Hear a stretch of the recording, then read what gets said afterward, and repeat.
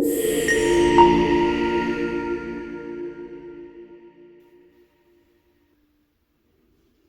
right, guys. We got the FPV bush plane,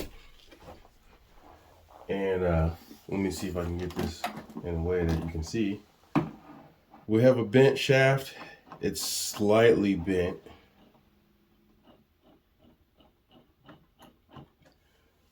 But with it being slightly bent, it is enough to cause chaos because it swings a large 12-inch prop.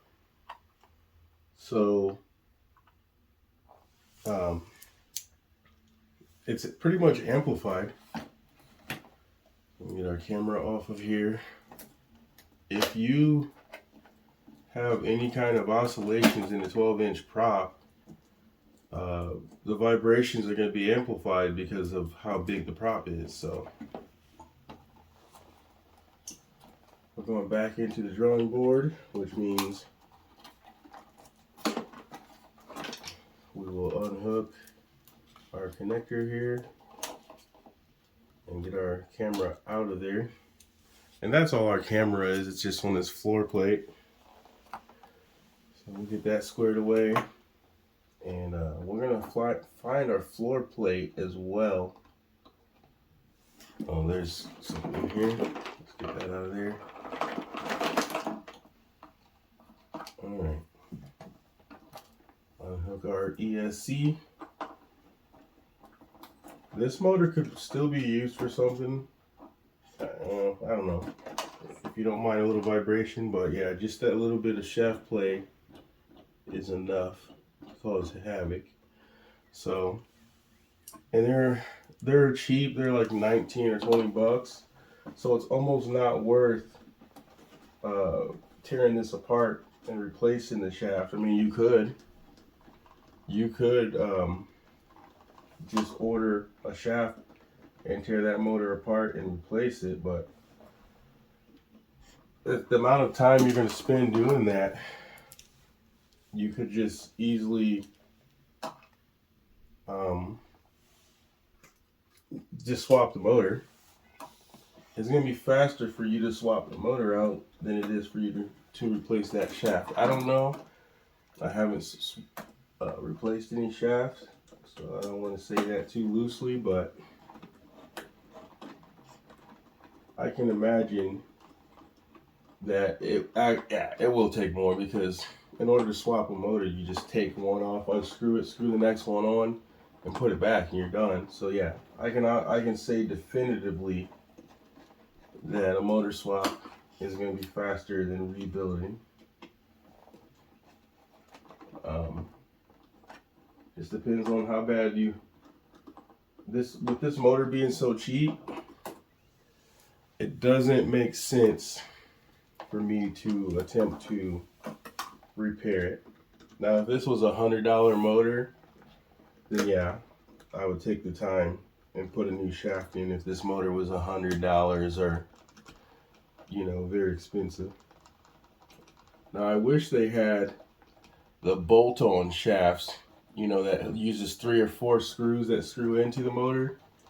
That way, if you bent the shaft, you just unscrew those 3 screws and put another front piece on.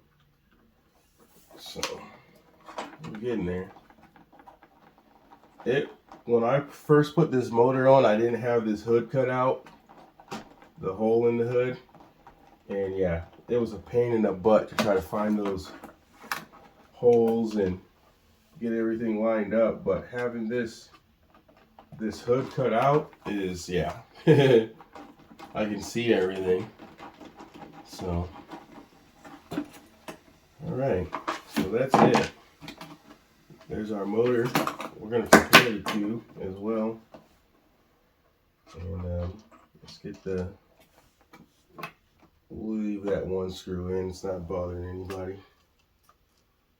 So there's 2. We should have, oh, 2 of them in the, okay, our 2 top ones are still in there, so we'll leave those in. All right, as long as we have 4 screws. All right, let's compare the two. Flash Hobby D series, a D3542, and we're not going to need the base plate, but it's always nice to have these extra base plates because they do get bent in crashes. And I do like this style shaft as well. But yeah, if you put this on here and rotate it ever so slightly, it's bent.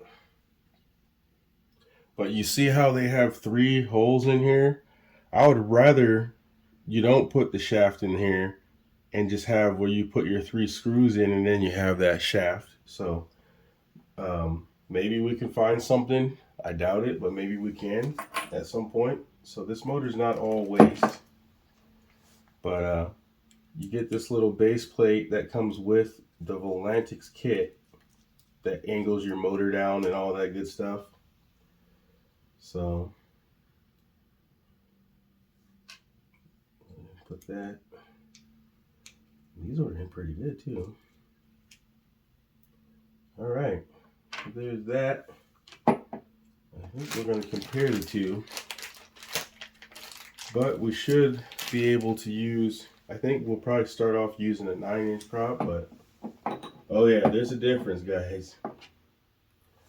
Here it is. Here you can see about a 1/2 inch difference on there. So this one's definitely going to have more torque, and it just feels really beefy. So 1000 kV. Maybe we'll put we're going to start off with the 9-inch prop. I think we even tried a 9-inch prop with that 750 kV, but obviously it wasn't enough. You could tell it was very underpowered. So should we use the new screws in here? I guess it don't matter, but I think we will. I think we're going to use our new screws in here. Torque them down pretty good. We're going to take that used one out. You can definitely tell these are used because they're starting to show wear on there. Well, I guess that's like a thread locker compound. But we're going to go ahead and put our new screws in here.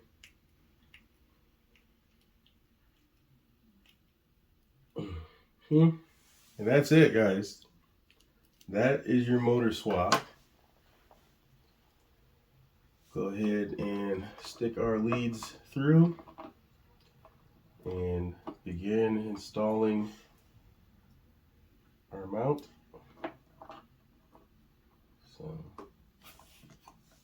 get our screwdriver in, and I'm going to tilt this down just so I can get onto there.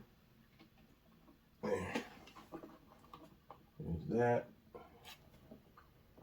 And we're just going to give it a couple of twists on there for now, just to get us lined up, you know. All right. I do have big hands, and this plastic is cutting into my hands. Yeah. All right. So I like to get all 4 screws in first. That way we know everything's good. And then once all 4 screws are in, I will start tightening them all the rest of the way down. So using my hand to kind of brace the motor. And making sure I don't torque too much because this is plastic. So you can strip out this little motor base. So don't go haywire with it. Just get them in there snug and That should be good enough. I did have to magnetize this screwdriver. It's not that strong, but it should be enough. There we go. You pull the motor and get it in there till it's snug, and then that's good. You start over tightening this and you strip that base out, and you're going to be needing a new base. So it's better for you to have it a little loose and need retighten than for you to strip this base out. Well, I mean, you won't need a new base. You'll just need bigger screws. If you strip it out, you could use a bigger screw, I guess. But why even go through that, you know? So yeah, this is much faster than rebuilding a motor, because our motor swap is pretty much complete. We will bind to the plane and get our motor going the right way, and then that'll be it. This thing will be ready to fly FPV again. So there's that.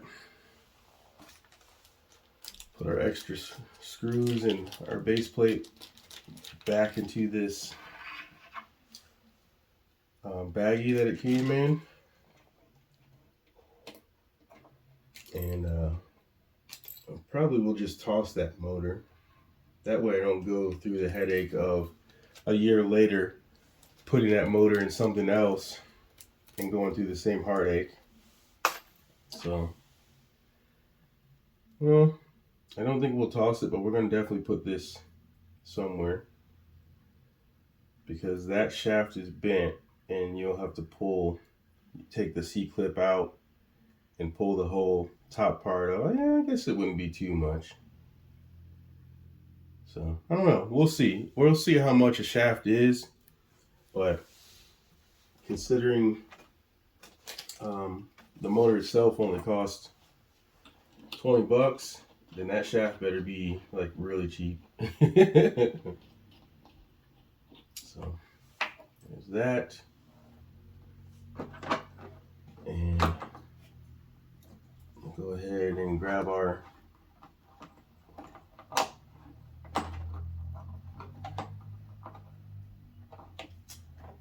kV. Is this kind of like the sweet spot? I know most planes are using like 850 kV. I think that that FMS 0 that I had was an 850 kV, and it worked very well on a 10-inch prop.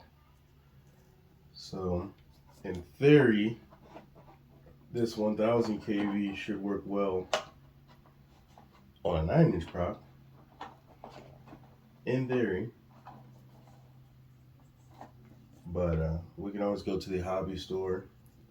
I might even try the 8x8 on here. I think the 8x8 would work well. Well, we would have to bore it out because the shaft is huge on this. So maybe we'll bore one of our 8x8s out and hopefully it works. If it doesn't work, then that'll be a wasted prop. We got everything right here. Let's go into our radio.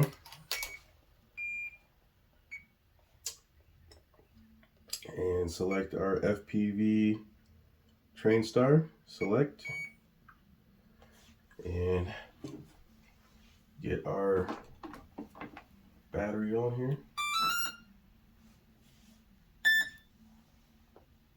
It's gonna wait for sats and all that.